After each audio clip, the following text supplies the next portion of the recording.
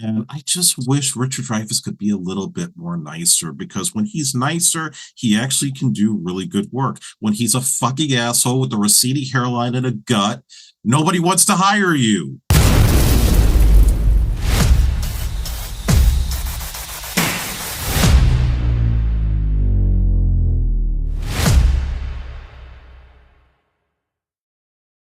From Touchstone Pictures, Breakout. Don't move. Hey! Oh, he has an old girlfriend here. Stakeout. Looks like she's undressing. Fake Out. I don't know your name. What a bozo. Look Out. Richard Dreyfuss, Emilio Estevez. Who says a little danger can't be a lot of fun? Stakeout. Rated R. One show sneak preview tonight. Check newspaper for time. Hey there, folks, and welcome back. We're here bringing you another new episode of Unfinished Business Television Deep Dive. And I am your host, Unfinished B1, Jeff Galashaw. And with me, as always, is my co-host, Andre Joseph of AJ Epics Productions. I don't like pennies drawing on the rod. Yes, that is the star of our current movie we're talking about this week. We're going to talk about 1987 Stakeout with Richard Dreyfuss and Emilio Estevez with a mustache, Madeleine Stowe, Aidan Quinn of all people, Dan Lauria, and Forrest Whitaker. The plot line of this movie is that Richard Dreyfuss and Emilio Estevez are partners who are working some drug bust at the docks, but then get pulled by the feds to stake out a prison escapee's girlfriend because they believe he's going to make contact with her because, surprise, he stashed a whole bunch of money in her house and she doesn't know about it. So Richard Dreyfuss and Emilio get the night shift, whereas Dan Lauria and Forrest Whitaker get the day shift. And of course, what's his Richard Dreyfuss, having recently been made single, ends up in the middle of a mission striking up a romance with Madeleine Stowe, which only further complicates the issues. Now, Andre, you picked Stakeout. Why did you pick Stakeout for a deep dive? Well, Stakeout, I remember as a kid seeing the video box art in my video store all the time, not knowing too much about it. I mean, of course, I knew Richard Dreyfuss because he was in every Touchstone movie at that time that, it saved his career after a few years in rehab. And of course, everybody knew Emilio Estevez. So I think when the sequel came out, I was like, oh, yeah, that's the sequel to that movie I saw the video box for. And then once, probably like the later part of the 90s, I think I saw them back to back on HBO. And the thing about it, I think the big reason why I picked this as a deep dive is because it was one of the big hits of 87, next to Lethal Weapon, Predator, Beverly Hills Cop 2, and all the other big hits of the time.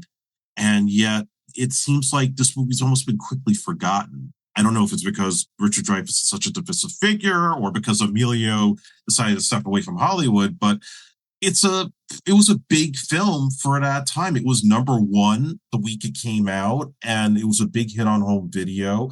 And then you look at all the people that became stars after that, because Madeleine Stowe, this was like really her first major movie. She'd only done one thing before this. And next thing you know, she was like in demand for everything after this movie. Dan Lauria, this is months before the Wonder Years hit the airwaves. So that was like kind of a shocker when I first watched it, was to see him and Forrest Whitaker when nobody knew who they were and being like the rival cops to Dreyfuss and Estevez. Of course, Aidan Quinn, I only associate him with drama. So anytime I saw him in a serious movie, I thought he was like this very serious actor. What's a serious actor doing in a buddy comedy of all things? But that's, I think, one of the reasons why I really enjoy the film is not just the chemistry of the two guys, but the fact that it's John Badham. And didn't realize till later, this is the same guy that did Saturday Night Fever and War Games, Short Circuit. and a movie we did a deep dive on, Drop Zone. So, he really does his homework in making the combination of a buddy comedy with this serious romance and the serious crime thriller element work all in one. Even though I know Ebert didn't really like that, but he liked the chemistry and he liked Dreyfuss in it. So watching this film, I think that's really the thing that makes it work is the fact that it's a hodgepodge of different genres kind of mixed together, and yet nobody seems to have really replicated that in the same way ever since. Because I think once Lethal Weapon became a big franchise, people kind of forgot about this movie. And then when they made the sequel, nobody cared because the sequel was just, that was bullshit. Yes. Well, with this movie, I mean, somebody literally did copy it. This is basically Big Mama's House, only in drag. Exactly. And that's the only difference. Or the black version, if you want to go with that. But I liked in this film, they're cops, but they're not the best cops. Like, like even when Richard Dreyfuss is taking down that drunken guy who thinks his wife is there. Like he trips, but he does it like charmingly, like implying like I could mess you up, but I'm not going to. Whereas if this had been a Mel Gibson movie, he would have broken all the dude's limbs. My only problem, we've talked about this on other movies, the time length. It's like Madeleine Stowe just meets him, and it's like 2-3 nights later, they're in bed together, even though she's supposedly scared her ex-boyfriend is coming looking for her. And I'm just like, and the old thing of Hollywood, Madeleine Stowe's is looking at Dreyfuss like, I want that. And it's like, really? Like, she could do so he was much. only 39 years old when he did this movie. He wasn't even 40 yet. Jeez. He's like a Woody Allen. He's another old-looking guy. Because I'm just like, I thought he was 50 watching the movie. I figured he'd be the most senior officer with Emilio. Unless you lied about his age, he might be much older than he is today. Wouldn't be shocked. I'm just wondering, when Emilio Estevez took this, did he grow the mustache to match his partner? Or was he looking for a different look at the time? Well, that adds to a little bit of trivia because he wasn't the first choice for that part. Originally, it was going to be Martin Short, and he backed out to do a little movie called Cross My Heart with Annette O'Toole. Yes, I know that movie. I guess he doesn't like violence. But it would have been, he was in Three Fugitives. But if Martin Short was in this, I feel like it would have been distracting. Because everybody would have wanted him to do the more comedic relief, which is really Emilio's grounded in what he eventually used for Men at Work with this whole prank war between their rivals, their partners. Emilio would go on to say, oh, go ahead. No, I was going to say, and it would have helped if we could have seen Dan Lauria and Forrest Whitaker actually do some police work in this movie instead of they're just there to complain and be, basically somewhat comedic relief. That's it. But I do like the banter between them and with Dreyfuss and Estevez, because that scene when they're getting the assignment in the police station, I could tell you from cops I know in real life, that's the way they really talk to each other. They don't like each other, and they clearly will bullshit like that just so they could break that ice. No, okay, because I'm just like, and I mean, now after watching that, I look at any Stakeout episode of 21 Jump Street in a different way. But I mean, I don't like it. I like the film, obviously, because I remember watching it as a kid, but it's just like watching it now, like the action sequences, the few that there are, other than Aidan Quinn's police car shootout, not really that too much action. Because like even the ending at the docks where we get literally like one of the villains from Daylight, the captain of the ship who dies beneath the log. It's just like, oh, but at least it's time appropriate because you could believe a criminal looking like that in 1987. Whereas when you watch Daylight, it's like, really, this is what we're using as a thug still. Aidan Quinn feels like he's in a different movie. It's The opening scene alone feels like it could have been 48 Hours or a different film because there's nothing funny about it. It's very suspenseful. And because it's Aidan Quinn, it's going to be intense. It just feels like the only part of the movie and the car chase with the cops, they feel out of place. exactly. But I guess maybe that's the show. Danger intruding on this happy-go-lucky, normal type of existence in the town. I mean, I like seeing Rob from What's Happening as the captain. You know, I even like. I don't know if anybody out there watched the show Sweating Bullets, but I like seeing Spider, the bartender, as Aidan Quinn's cousin in this film, and it just made me wonder. We always talk about intense and raw with Aidan Quinn. How come he never was in like a Sean Penn type movie or got those types of roles? It's always more in these like studio movies, or he just plays a cop. Or like Liam Neeson's Nemesis. No, that was one movie. Plus, he was older then. But I mean, I know he missed out on Last Temptation of Christ, which I think would have gotten him bigger as a star. But like, other than this and Benny and June, the only other performance I remember him in is Blink with Madeleine Stowe again. And, Interestingly enough, he was the 11th hour replacement for Val Kilmer in Stakeout. Wow, that would have been a totally different. I just wonder if Val Kilmer would have. Are we getting pretty Val Kilmer? Or are we getting intense Val Kilmer where he's like method? Like, okay, what does this guy eat for lunch? What does he do this? Would he start punching around Richard Dreyfuss? Would they have even gotten along? No, they wouldn't. Do you think him and Emilio would have gotten along? I would think so. They were kind of in that whole Brat Pack group. I know you really can't associate Kilmer with them, but he hung out with those guys. I think he would have tried to seduce Madeleine Stowe. Probably. He just seemed like, well, he's that type of was that type of person. It would have been more interesting if Val Kilmer was like up for the Emilio Estevez role and decided to grow a mustache. Because you don't really see that. Hey, you know who's perfect as comedic relief in this movie? Val Kilmer. That would have been noteworthy. And the thing that is really interesting is I know like how bullshit Stakeout 2 is, but I believe Emilio kind of got a little bit more star billing in that one over Richard Dreyfuss at that time. Yeah, Mighty Ducks money. I guess. I mean, he wasn't good enough to get out of the sequel, though.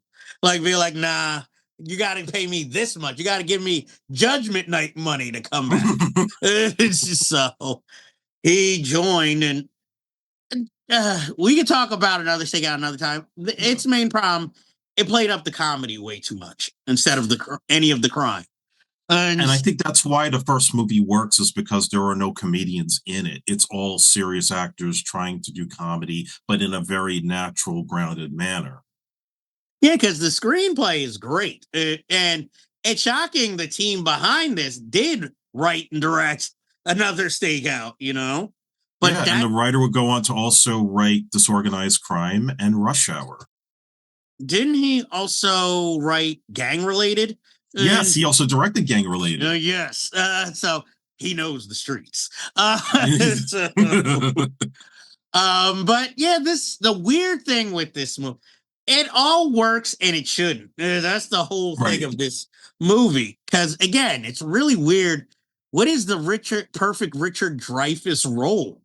Because all I can think of is like narrating Stand By Me and what was that? Down and Out in Beverly Hills, like more comedic, but this is other than maybe Tin Men, this is the toughest I've ever really seen Richard Dreyfuss be kind of in a movie. And Yeah, I mean, he got so popular in the late 80s that Michael Jackson put him in the Librarian Girl video with all the celebrities. no one really talks about how odd that cameo is. And like, hey, we Yeah, got of all Travolta, people. Schwarzenegger, Dreyfuss. Okay. With his But kid that he now no longer associates with. oh yeah, well, Dreyfuss has many problems. It seems like that all stem from the Me Too movement that he did to himself, pretty much, but blames everybody else. And I don't exactly know. I don't know if it's just him just being old and grumpy, or really living out his psychiatrist role. And What About Bob?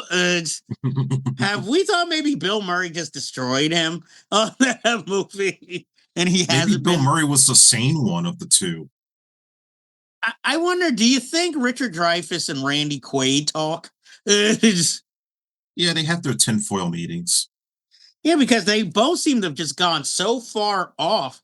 I mean, come on. He even was in a cameo in one of those Piranha movies, and he's only in it for 2 minutes and has no line, maybe other than ah. And he calls Steven Spielberg a shitty friend. Why? Because he wouldn't keep casting him. It's like He found Tom Hanks. He's a nice guy. You're not. exactly what are you supposed? Were you supposed to play the Stanley Tucci role in The Terminal? Like were you supposed to play? What was the one about the spies and the reporter with Tom Oh, Hanks? Bridge of Spies. Yeah, like was he supposed to play the Mark Rylance role? It's like, let's face it, you should be happy any job you got after Mr. Holland's Opus, which was your last Oscar nomination. Because really, Krippendorf's Tribe, that was going to be the move. That was going to be your next hit. That's a movie. If you want to talk about Martin Short being in, who would have seemed more natural in that movie? And or in fact, if I was him, I'd be pissed that why doesn't Steve Martin call me to be a co-star and riff with? It's, you know, what is it because we look like a tall and small version of each other? And Why doesn't how George Lucas put me in Star Wars? he's probably like, why can't George Lucas put me in a motion capture and anything? Why have these new Star Wars movies cast everybody but me? You guys even called Jude Law. They called Nick Nolte for the Mandalorian. They can't call him. Are they gonna? Can he take over Nick Nolte's role and Die My Love with Jennifer Lawrence? Because then maybe we'd understand what he. In fact, take over Nick Nolte's roles now so we can understand what the character is saying. Because now Nick Nolte just growls. You're supposed to be like, I have no idea what that line was. Because I was watching Parker the other day with Jason Statham. It's like Richard Dreyfuss could have done all of this. He could have played the Michael Chiklis part. In fact, yeah, and the audience would hate him more. Yes. So I'm just like, oh, and I think, like you said, I think because Richard Dreyfuss is kind of more canceled, so this generation doesn't really know too much of his films. So this isn't like this doesn't have the legacy. I mean, another Stakeout didn't help its legacy, of being like, oh, we got lightning in a bottle. I feel like the only Richard Dreyfuss movie kids know is obviously Jaws, maybe Close Encounters of the Third Kind. Not to mention, how is Steven Spielberg a shitty friend? He put you in two of your biggest hits. He even cast you in Always. And that Steven shit bombed. Spielberg made Richard Dreyfuss a 1970s sex symbol. That's the kind of man that all the women were crazy about. The quiet, sensitive guy before he became a fucking asshole. And yet you call Spielberg a shitty friend. I'm just like, well, that's why maybe Steven Spielberg doesn't call you. Because you think he's such a shitty friend. And, and I'm shocked he's not out here more like Nicolas Cage, considering supposedly he has no money. And You never so, see him at Martin Short's Illuminati parties. so why are we not seeing him in like more of this? Well, the shittier movies that just need a star name attached to them. Hell, even Dustin Hoffman gets more work than him. He was in a mob movie with Mira Sorvino that nobody saw. He worked with Gina Carano. Like, this is what they're offering him. Now he's probably going to take all of Bruce Willis's hand-me-downs now that he can't act anymore. Well, he could also just easily go the Christian route and be in Hang out movies with with Kirk Cameron. and Kevin Sorbo Yeah, do those roles because, I mean, well, you badmouth Steven Spielberg. I mean, the only time he played a believable he wasn't even in that movie with Burt Reynolds where they were retired mob guys. Even the crew, even that wasn't believable as him as an ex-wise guy. And well, here's a question for you, Jeff. Since Emilio has written The Mighty Ducks 4 and a Young Gun story that hasn't gone into production yet as of this recording, do you think he's written the Stakeout 3? I don't know. Stakeout 2 was pretty damaging. So, but if he's got nothing but time on his hands, go for it. The thing is, does he take over as lead or are we getting Dreyfuss again? I would have the feeling Dreyfuss dies and he gets a new partner. So he's the new Richard Dreyfuss. Okay. I have no problem with that. I think the audience wouldn't either. But then do we also have to bring back Rosie O'Donnell? And no, because Emilio would direct it and he probably wouldn't have Rosie anyway. True. So I just be like, we can't bring Madeleine Stowe can be the cameo at the funeral. At the funeral.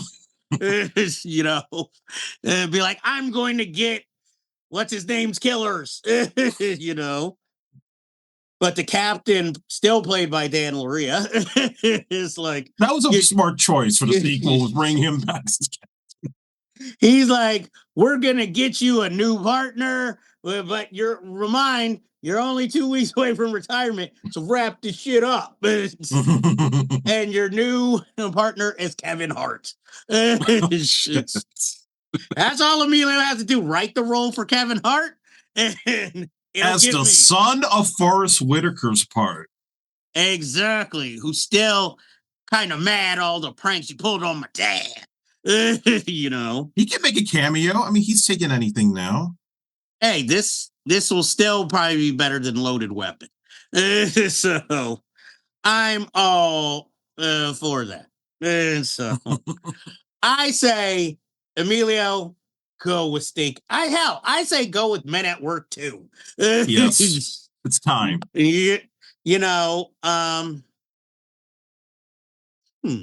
Or no, they wouldn't do that. I'd be like, Carlos Estevez is not coming into Checkout 3. Maybe he could be the villain. He's the guy in the garbage can jacking off. Or he reprised his Men at Work character. He's still working for the sanitation department. And has a pellet gun. It's so hard to believe this is a fucking Disney movie. Watching it now, not so much. There's nothing really offensive about it. It's so clean cut, like I could watch this with a kid, maybe have to explain some of the cursing, but other than that, there's nothing. It's not like, ooh, that graphic sex scene with Madeleine Stowe, Yeah, the nudity is kind of tame. And also, this is also the period where a lot of those Touchstone Pictures movies had big soundtracks, even though they weren't recorded for the film. So you got Lauria Estevez and the Pointer Sisters, the guy that did Take Me, Give Me Higher Love. I'm blanking on his name right now, but he had a lot of bangers on this. Higher Love, was it a hit because of Steve Winwood? Steve Winwood. Was it a hit specifically because of this movie? And I think some of the songs got a little bit of a boost. Rhythm Is Gonna Get You, I always associate with it. So yeah. Rhythm Is Gonna Get You. That was my jam back in the day. And do you have any other trivia about this movie? Yeah, there's a bit. So for Richard Dreyfuss, he said that he never thought he'd get a chance to play a cop. He didn't think it was in his spear. He was born to play lawyers, doctors, professors, urban neurotic. I can see him as a retired cop at 39, apparently. Jim Koof, who wrote the script, said that the idea for the movie came about with just the idea of wanting to write a small movie about two guys in a room. And I had an idea for a comedy about two cops and the concept of a stakeout and treat me. And what if one of the cops falls in love with the girl he's assigned to watch? And what if they both have mustaches? And John Badham did a lot of research studying cops and studying their lifestyles, their methods of surveillance. They even interviewed technical police. So, yeah, he did his homework. I have his book on filmmaking, which was pretty good. I highly recommend that. They had a very specific requirement for the Madeleine Stowe role when they were casting it. He was very insistent it had to be a Latina or part Latina because he modeled the part after his wife. And he didn't want to. The writer, Jim Koof. Oh, okay. I'll say Badham or worse, Dreyfuss. They didn't want a stereotypical actress, and they felt like Madeleine Stowe had the best chemistry with Dreyfuss. I just like Dreyfuss. Like I like the Latinas. Estevez credits this movie as the first time he got to play an adult on screen. I guess he really wanted to get out of the Brat Pack thing. So it was like, oh, no Rob Lowe here. Good. I'm on. Oh, so I play an adult, but I'm a juvenile with my sense of humor throughout this film. But I get to kill a guy. The joke about doing the movie trivia contest and Dreyfuss not recognizing the line from Jaws, that actually happened off screen, and they're like, oh, let's put it in a movie. Yeah, but funny enough, I have a friend of mine, when Dreyfuss was doing his show, The Education of Max Bickford, they shot that here in Staten Island, right by me. And one day, one of my friends visited the set because they were shooting at a College of Staten Island, or might have been Wagner, one of the two. Dreyfuss was there, and I guess he was walking around, and my friend actually said the line behind, like, oh, this is no boat accident.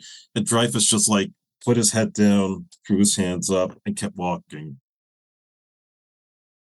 Hey, at least you're being recognized for a fucking motherfucker! role.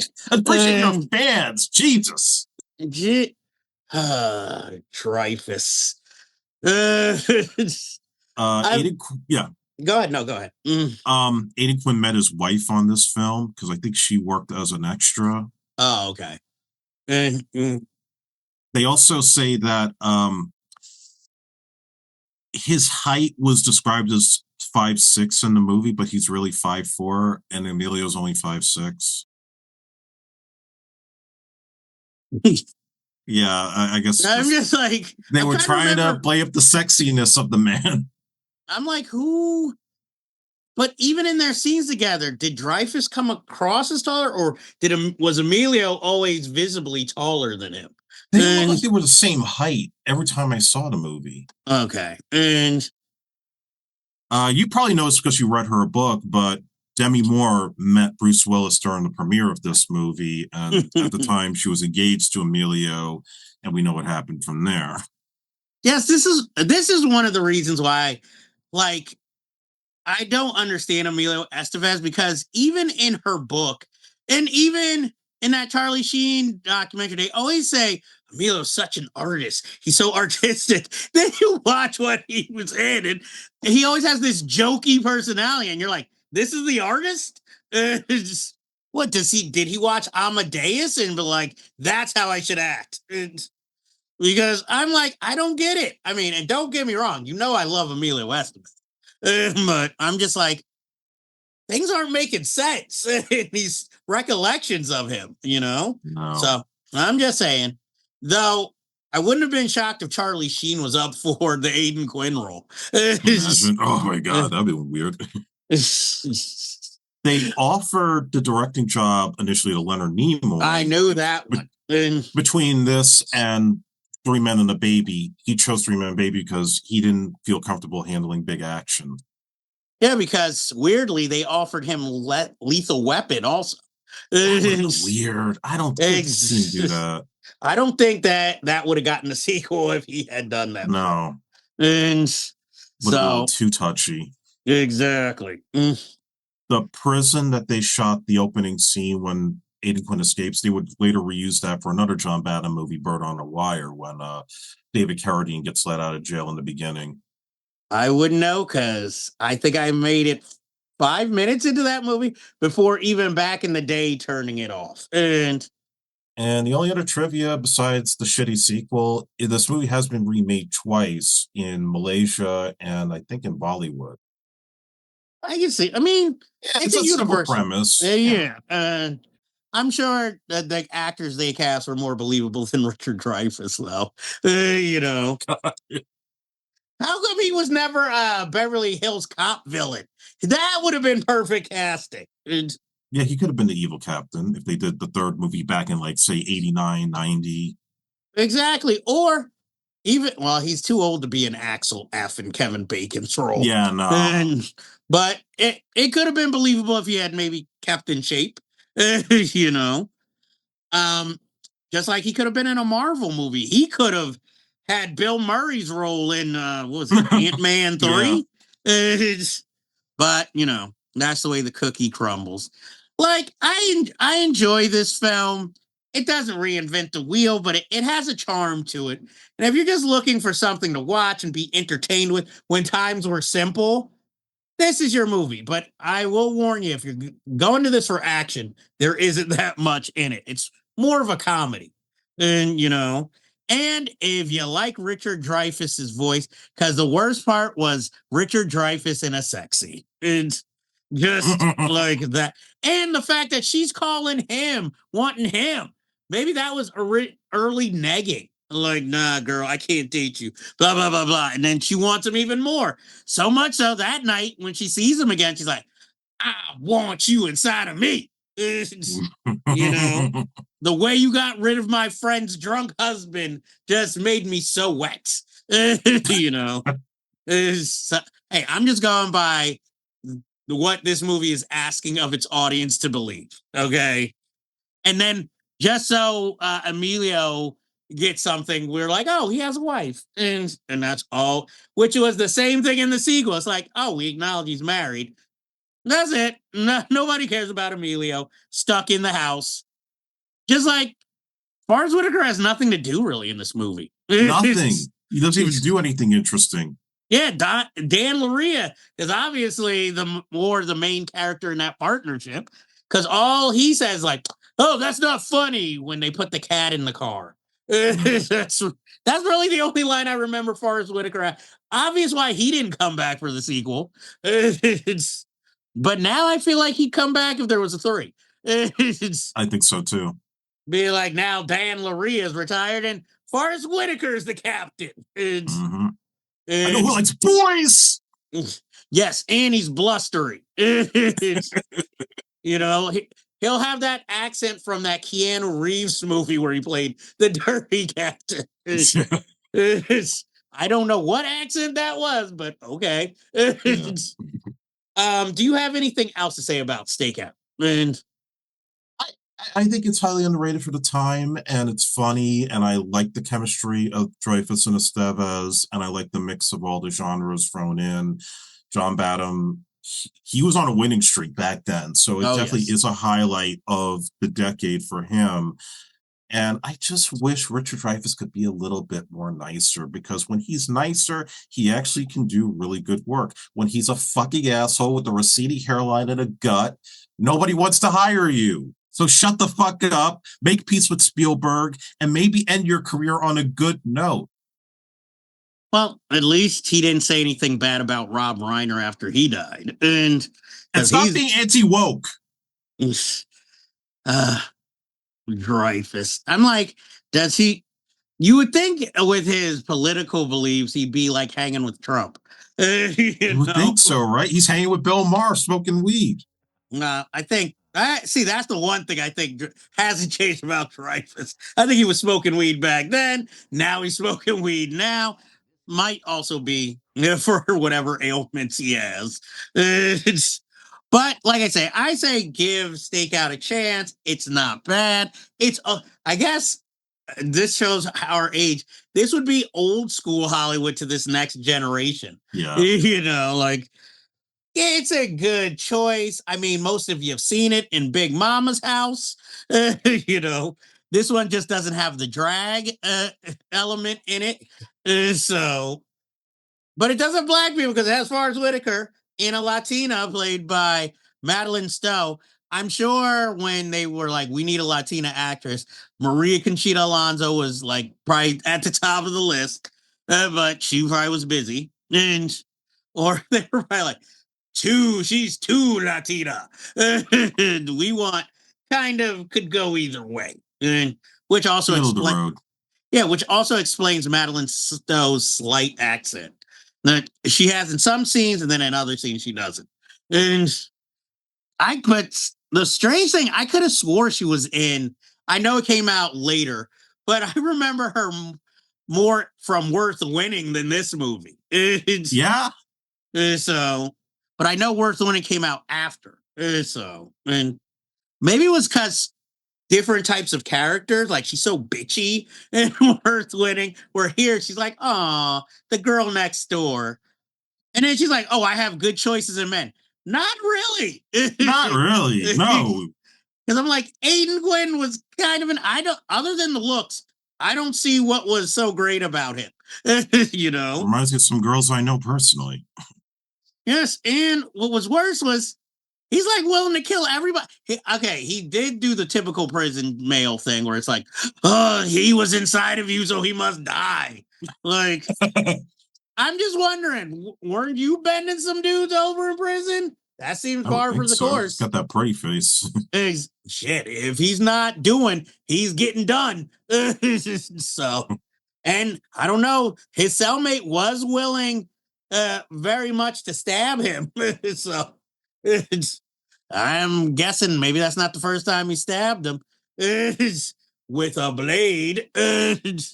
So anyway, other than talking about Aidan Quinn, not to mention, no,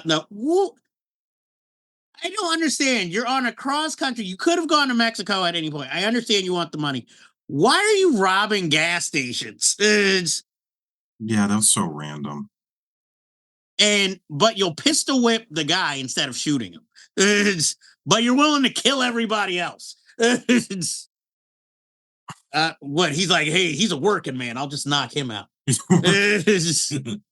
I'm like, you beat even the prison doctor half the fucking death. You know, it's like, anyway.